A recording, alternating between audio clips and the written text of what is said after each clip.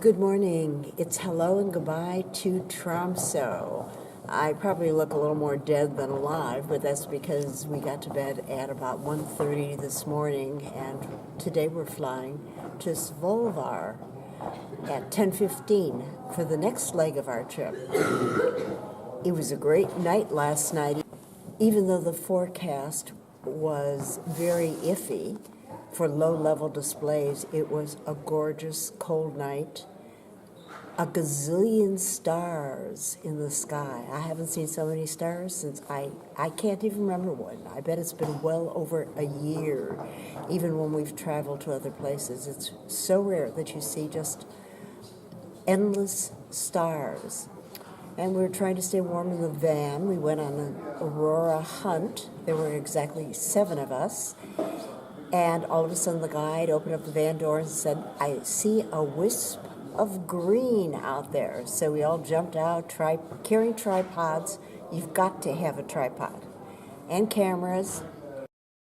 And there were the northern lights, or the aurora borealis. It's something that you really have to see.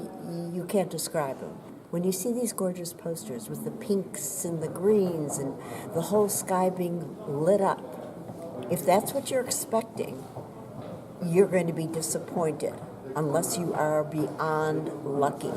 What you see are this gathering of clouds, but if you can see stars through the masses,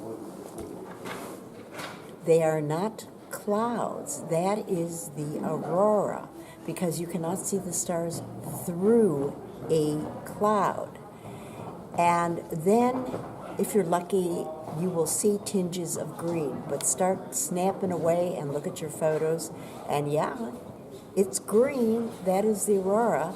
So we had some beautiful low-level aurora last night. With the polar circle, you could see it going like that as it circles the globe, and this one arc. We were out there for hours and hours and hours. The guide built a campfire, not that it does much good to warm you. We were out there for hours and finally left about 11:45. We had driven at least an hour and a half outside of Tromso. You have to go where it's dark, and the guide stops, and if there are no northern lights, he drives to another locale, constantly doing updates to see the magnetic force and whether or not there are any chances. We were lucky. We saw them. We came, we saw, we conquered. Now let's hope that when we're in Svolvær, where we're staying for 3 nights, that there are more aurora nights, because the forecast is very good for tonight and tomorrow. But you just never know.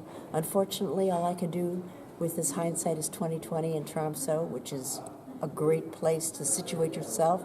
It's right in the aurora oval, is to insert photographs that I took last night. Now, do not expect National Geographic caliber, because it's not. And thanks for coming with us. It was very exciting. I'm exhausted, but it's worth freezing your you-know-what's off every part of your anatomy.